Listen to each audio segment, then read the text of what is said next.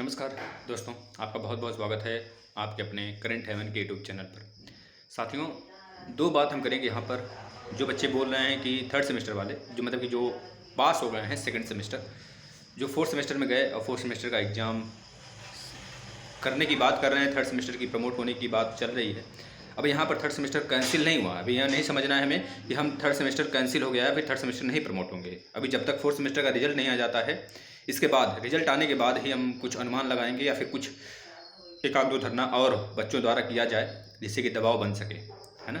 देखिए, पीएनपी सचिव के ऊपर दबाव बनाना ही हमारा कर्ज है भैया, कि हम लोग बनाएंगे उनके ऊपर। हमारा कर्म जो है, हमारा कर्म वो हम करेंगे। हम दबाव बनाएंगे उनके ऊपर और सारी चीज़ें अपने पक्ष में करने के लिए बात करेंगे उनसे कि भैया देखो, लेट तो हुआ ही है और आगे और लेट ना हो, इस वजह से आप हमारा फोर्थ सेमेस्टर करा लीजिए। अब इसके बाद अगर फोर्थ सेमेस्टर में जिनका बैक लगता है तो उनका, अगर थर्ड सेमेस्टर कराना चाहते हैं तो थर्ड सेमेस्टर करा लीजिएगा। लेकिन पहले अब प्रमोट की बात चल रही थी, बच्चे इस इंतजार में थे कि प्रमोट होना चाहिए था और प्रमोट होना बिल्कुल निश्चित भी था। अगर उपाध्याय सर होते तो उनके समय कार्यकाल में यह संभव भी था। लेकिन अब आप हैं जो डायरेक्टली बोल रहे हैं कि नहीं प्रमोट करेंगे। अभी कोई नोटिस तो नहीं है और अभी भी दबाव बनाया जा सकता है इनके ऊपर। अभी भी अगर बच्चे डटे रहे, धरना करते रहे, धरना प्रसाद होता रहा, जो प्रदेश अध्यक्ष हैं उनके साथ अगर सब कुछ सही होता रहा, तो हो सकता है आप लोग की संख्या, यूनिटी, परेशान को देखते हुए वह इस बात को मान लें। तो आप लोग अभी यह नहीं ठोस मतलब कदम नहीं उठा सकते कि अब आपको क्या करना है, थर्ड सेम की ही तैयारी करनी। जब तक रिजल्ट नहीं आ जाता तब तक अभी आप लोग सिर्फ और सिर्फ अपना जिस क्रम में तैयारी कर रहे हैं, जो पढ़ रहे हैं वो सब पढ़ते रहिए अपना, है ना। बाकी के रिजल्ट आने के बाद फोर्थ सेमेस्टर का फिर हम अपना सुझाव होगा जैसा बच्चों द्वारा या फिर पीएनपी द्वारा जो भी नोटिस होगा वो सब बताया जाएगा आपको। अभी तो पीएनपी जुटी हुई है सीधे यूपी टेट और शिक्षक भर्ती को लेके। इधर फोर्थ सेमेस्टर के रिजल्ट की बात किया जा रहा था, जल्दी आ जाता। अब इसमें भी हो सकता है उनका कुछ ड्रामा हो, क्योंकि रीचेक करा रहे हैं कापियाँ, तो इस तरह से हो सकता है बच्चों को लुभावना देते हों। अभी कोई नोटिस तो नहीं आई है कि रीचेक हो रही कापी, बस एक वो आपका क्या बोलते हैं, पेपर, न्यूज़पेपर की कटिंग है, आर्टिकल है। अगर ऐसा हो भी रहा है तो कब तक रीचेक होगा भाई?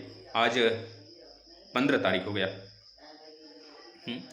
आपने बोला था 10 दिन में, तो 5 दिन ऐसे ही गुजर गए, क्योंकि आप 10 तारीख 9 तारीख से ही रीचेक कर रहे हो कापियाँ। 5-6 दिन हो गया, 4-5 दिन में यानी रिजल्ट आ जाना चाहिए, अनाउंसमेंट भी कर देना चाहिए था आपको।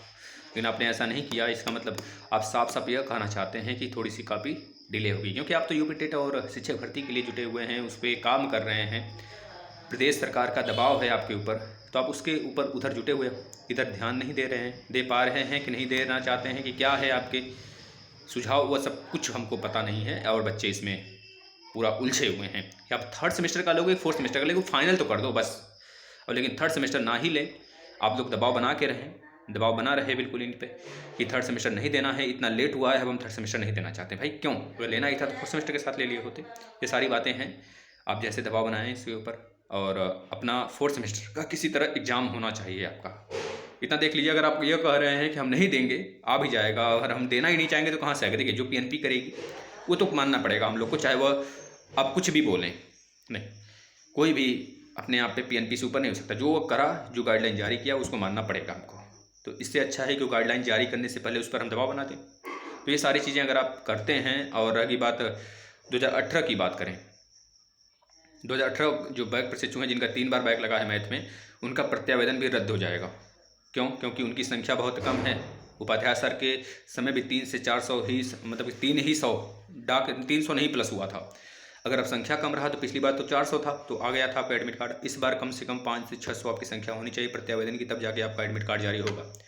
30 भूल जाइए आप, आपका रजिस्ट्रेशन रद्द होगा भैया, इतना समझ जाना। हो सकता है नेक्स्ट टाइम चांस मिल जाए, फिर कोई गाइडलाइन आए चौथी बार का, तो हो सकता है आपको चांस मिले, अन्यथा कंडीशन में कुछ नहीं हो सकता। आप अगर स्कूटनी के फॉर्म डाले हो तो उसमें कहीं जुगाड़ पानी हो तो हो सकता है काम, अन्यथा के कंडीशन में आपका डीएलएड समाप्त।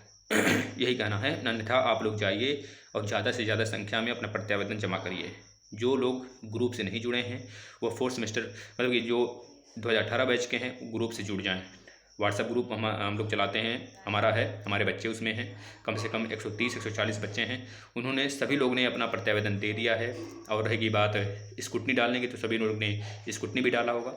स्कूटनी की मतलब कि आशा कम होता है, जिनका सोर्स पानी होता है वो लोग डालते हैं, अन्यथा के कंडीशन में बस बच्चे डाल देते हैं। अगर नहीं होना होता है तो नहीं होता है, होता है तो हो जाता है, सिर्फ काउंटिंग होती है उसमें। तो बस यही है, आप लोग अपनी संख्या बढ़ाएं वहाँ पर, तब जाके कुछ हो सकता है, अन्यथा कंडीशन में पीएनपी सचिव को आप जानते हैं किस मूड के हैं। बस हमारा यही कहना है, आप लोग अपनी संख्या बढ़ाइए और संख्या बल दिखाइए, हर जगह दिखाइए संख्या बल। ये डीएलएड परिवार एक है भाई, ठीक है ना।